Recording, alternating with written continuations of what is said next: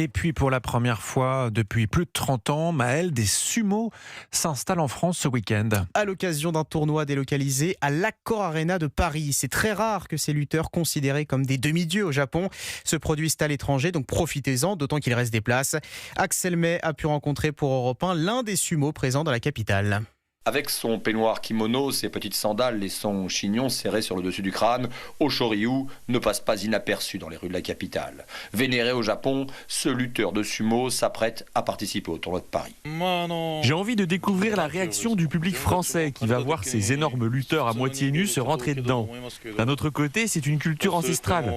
Alors fera-t-on rire les spectateurs? Les fera-t-on pleurer? Ce n'est que le 3e tournoi de sumo organisé en France, après 1986 et 1995. À l'époque, c'était Jacques Chirac, grand fan de la discipline, qui avait œuvré pour la venue des sumotori. À l'origine de leur retour à Paris, c'est un passionné, David Rothschild, promoteur d'événements sportifs et culturels. Moi, je suis allé voir le tournoi en 95. Ce qui m'avait impressionné, c'était le contraste entre la brutalité, la violence, le choc, et à côté de ça, la finesse des chants, la finesse des rituels, la finesse des habits. Ce contraste, c'était assez incroyable en fait. Le promoteur du tournoi de Paris ajoute, au Japon, les lutteurs sont des demi-dieux.